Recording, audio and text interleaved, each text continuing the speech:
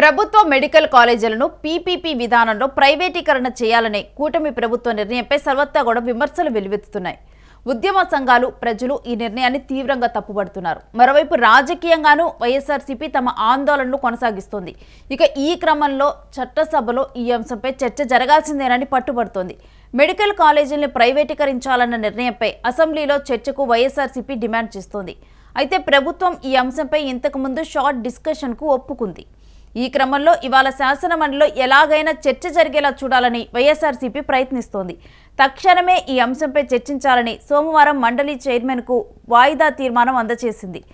ఇక ఈ వాయిదా తీర్మానాన్ని చైర్మన్ తిరస్కరించడంతో ఎమ్మెల్సీలు ఆందోళనకు దిగారు. ఇక ఆందోళనకు దిగిన ఎమ్మెల్సీలు నల్ల కండువాలతో మండలిపై శాసనమండలికి హాజరైన వైఎస్ఆర్సీపీ ఎమ్మెల్సీలు కూడా మెడికల్ కాలేజీల ప్రైవేటీకరణ నిర్ణయాన్ని వెనక్కి తీసుకోవాలంటూ కూడా నినాదాలు చేశారు. సభలో చర్చ జరుపుతామని బీఎస్సీలో తీసుకున్న నిర్ణయాన్ని ఎందుకు పాటించరంటూ వైసీపీ నేతలు ప్రభుత్వాన్ని ప్రశ్నించారు. ఇది ప్రజలకు సంబంధించిన సమస్య అని, ప్రజా ఆరోగ్యానికి సంబంధించిన అంశమన్నారు. మెడికల్ కాలేజీల ప్రైవేటీకరణ రద్దు కావాల్సిందే అంటూ మండలిలో విపక్ష నేత బొత్స సత్యనారాయణ డిమాండ్ చేశారు. తక్షణం చర్చ జరగాలి అంటూ మండలి చైర్మన్ పోడియం చుట్టూ చేరి వైఎస్ఆర్సీపీ సభ్యులు ఆందోళన కొనసాగించారు. వైఎస్ఆర్సీపీ పట్టు వీడకపోవడంతో ఆందోళనల నడుమ చైర్మన్ మండలిని కాసేపు వాయిదా వేశారు.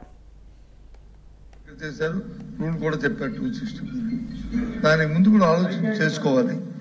మన సాంప్రదాయాలు, మన కన్వెన్షన్స్ ఏ విధంగా ఉన్నాయి.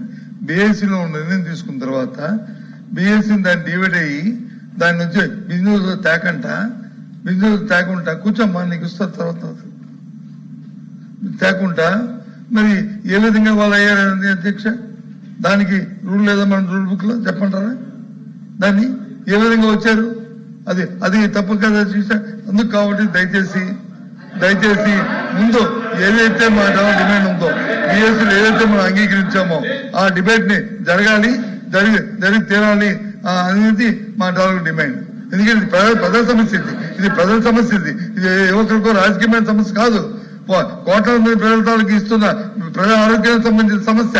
వాళ్ళందరూ ఎంత ఇబ్బంది పడుతున్నారో ఈ సమస్య. కాబట్టి జరగాలి, డిబేట్ జరగాలి. మీరు తీసుకున్న నిర్ణయం ప్రజా వ్యతిరేకమైన రద్దవ్వాలి. అప్పుడే ముందుకెళ్తాం. అంతేగాని మాకు ఇంకో దురుద్దేశం లేదు. మెడికల్ కాలేజీల విషయంలో ప్రభుత్వం పాపం మూట కట్టుకుంటుందంటూ కూడా వైఎస్ఆర్సీపీ నేతలు ఆగ్రహం వ్యక్తం చేస్తున్నారు. మెడికల్ కాలేజీల ప్రైవేటీకరణను ఆపాలని అన్ని వర్గాల ప్రజలు కోరుతున్నా చంద్రబాబుకు చెవికి ఎక్కటం లేదని మండిపడ్డారు.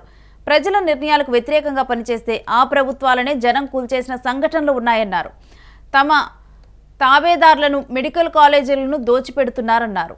రాష్ట్ర ప్రజలు దీనిపై తిరుగుబాటు చేయబోతున్నారని విమర్శించారు. వైద్యం అందుబాటులో లేక జనం ఇబ్బంది పడుతుంటే ఈ ప్రభుత్వానికి కనీసం కనబడటం లేదా అని నిలదీశారు. 17 కాలేజీలను ప్రభుత్వ పరంలోనే నడపాలి అంటూ కూడా డిమాండ్ వినిపించారు. నేడు శాసన మండలి ప్రారంభానికి ముందు వైఎస్ఆర్సీపీ ఎమ్మెల్సీలు నల్ల కండువాలతో మెడికల్ కాలేజీల ప్రైవేటీకరణ నిర్ణయాన్ని కూడా వెనక్కి తీసుకోవాలంటూ కూడా ప్లకార్డులు చేతపట్టుకొని నినాదాలు చేస్తూ అసెంబ్లీకి ర్యాలీగా వచ్చారు. అదే సమయంలో పోలీసులు అడ్డుకునే ప్రయత్నం చేసినా ముందుకు సాగారు.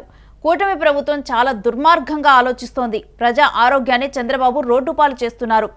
ప్రజల కోసం ఎందాకైనా పోరాటం చేస్తాం అని మండలి విపక్ష నేత బొత్స సత్యనారాయణ ఈ సందర్భంగా అన్నారు. మెడికల్ కాలేజీలపైన పోరుబాటకు సిద్ధంగా ఉన్నామని ఇప్పటికే వైఎస్ఆర్సీపీ అధినేత మాజీ సీఎం వైఎస్ జగన్ స్పష్టం చేశారు. ప్రభుత్వం మెడలు వంచైనా మెడికల్ కాలేజీలను కాపాడుతాము అని ఆయన హెచ్చరించారు. మెడికల్ కాలేజ్ అది ఎంత చక్కగా ఉందో చూడండి. ఇటువంటి కాలేజీని 50 సీట్లు ఎన్ఎంసీ ఇమీడియట్లీ భర్తీ చేసుకోండి అని చెప్పి లెటర్ రాస్తే మాకు వద్దని చెప్పి చంద్రబాబు నాయుడు వెనక్కి పంపించినాడు. అసలు ఇలాంటి ముఖ్యమంత్రి దేశంలో ఇంకెక్కడైనా ఉంటాడా అని చెప్పి ఆలోచన చేయమని అడుగుతాను మిమ్మల్ని అందరినీ కూడా. ఇదిగో లెటర్ కూడా చూడండి. పులివెందుల మెడికల్ కాలేజ్ మంజూరైన సీట్లు వద్దంటూ ఎన్ఎంసీకి చంద్రబాబు నాయుడు గారు రాసిన లేఖ. Subject to withdrawal of letter of permission issued in respect of online application for establishment of new medical college with 50 MBBS seats at Dr. YSR Government Medical College, Pulivendula. Manisha, Rakshasuda, mere ఆలోచన చేయమని కోరుతా ఉన్నా. నేను చెప్పే దాంట్లో మానవత్వం ఉన్నోడు ఎవడైనా చేస్తాడా? ప్రజలకు అందుబాటులోకి వస్తాయి ఇవన్నీ, పేదవాడికి మంచి జరుగుతాయి, మధ్యతరగతి వాళ్ళకి మంచి జరుగుతాయి. ఇవన్నీ రావడం వల్ల కరెక్ట్గా మేము నిర్దేశించుకున్న ప్రణాళిక ప్రకారం ఇదే చంద్రబాబు నాయుడు గారు కన్నా ముందుకు వెళ్ళి ఉంటే 2024-25 అకాడమిక్ ఇయర్లో, అంటే గత ఏడాదిలోనే ఆదోని, మార్కాపురం, మదనపల్లి, పిడుగురాల మరో 4 మెడికల్ కాలేజ్ తరగతులు కూడా ప్రారంభమై ఉండేవి. ఆదోని ఒక నిమిషం మెడికల్ కాలేజీలను చంద్రబాబు నాయుడు గారు ప్రైవేట్ పరం చేయడము అని అంటే దాని అర్థం ఏమిటి అని అంటే ప్రజల బాగోగుల పట్ల లెక్కలేనితనం అన్నది ఒక కారణమైతే, రెండోది ఏమిటి అని అంటే తారాస్థాయికి చేరిన ఆయన అవినీతికి ఇదొక పరాకాష్ట. నిజంగా స్కాములు చేసేది ఏ స్థాయి కంటే ఆ స్థాయికి దిగజారిపోయి స్కాములు చేయడం అనేది నిజంగా పరాకాష్ట ఇది. అది నేను చిన్న క్వశ్చన్ అడుగుతాను మీ ద్వారా, ప్రజలందరినీ కూడా ఆలోచన చేయమని చెప్పి సింపుల్ క్వశ్చన్ అడుగుతాను. అసలు గవర్నమెంట్ స్కూల్ ఎందుకు నడుపుతుంది చెప్పండి? అసలు గవర్నమెంట్ స్కూల్ ఎందుకు నడుపుతుంది? ఎందుకు గవర్నమెంట్ స్కూళ్ళు మనకు దేశవ్యాప్తంగా ఎన్ని ఉన్నాయి, రాష్ట్రంలో కూడా 45,000 స్కూల్ ఎందుకు ఉన్నాయి? ఎందుకు గవర్నమెంట్ హాస్పిటల్ ఇన్ని ఉన్నాయి ప్రతి మండలంలోనూ, ప్రతి జిల్లాలోనూ? ఎందుకు ఇన్ని ఉన్నాయి ప్రతి ఊర్లోనూ, రాష్ట్ర వ్యాప్తంగాను, దేశవ్యాప్తంగాను? ఎందుకు ఆర్టీసీ బస్సులు కూడా ఎందుకు గవర్నమెంటే నడుపుతుంది చెప్పండి? ఆలోచన ఎప్పుడైనా చేసినారా? ఎందుకనంటే ఇవన్నీ గవర్నమెంట్ చేయకపోతే పేదవాడు, మధ్యతరగతి వాడు ప్రైవేట్ వాళ్లకు దోపిడీకి బలైపోతాడు.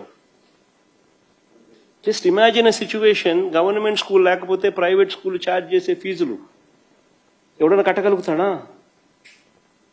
Just imagine a situation where government hospital లేకపోతే ప్రైవేట్ హాస్పిటల్స్, అనైతిక ప్రైవేట్ హాస్పిటల్స్ ఛార్జ్ చేసే రేట్లు తట్టుకోగలుగుతారా?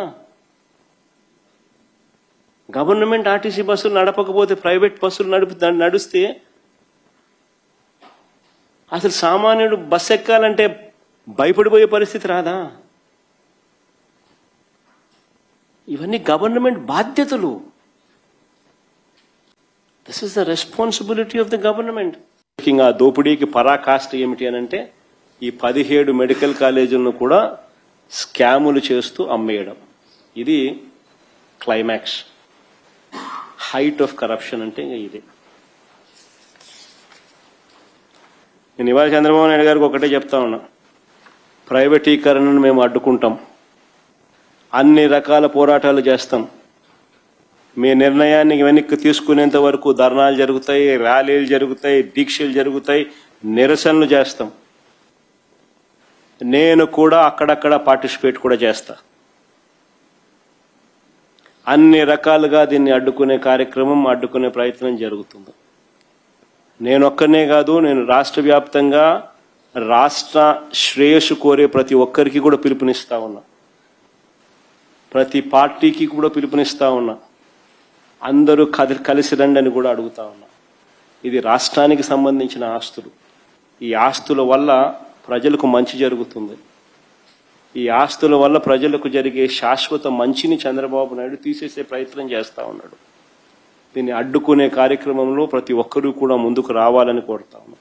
అందరం కలిసికట్టుగా దీన్ని వ్యతిరేకించే కార్యక్రమం ఖచ్చితంగా చేస్తాం. ఇన్ని చేసినా కూడా పొరపాటున మీరు బరి తెగిస్తే మాత్రం ఒకటి చెప్తా ఉన్నా, ఎవరైనా టెండర్లలో పార్టిసిపేట్ చేయండి, ఎవడైనా రాండి, కానీ ప్రతి ఒక్కరికి వార్నింగ్ ఇస్తాను. రేపు పొద్దున మేము వచ్చిన తర్వాత రద్దు చేస్తాం, మళ్ళీ వెనక్కి తీసుకుంటాం. ఇది మాత్రం ఖచ్చితంగా అందరూ గుర్తుపెట్టుకోమని.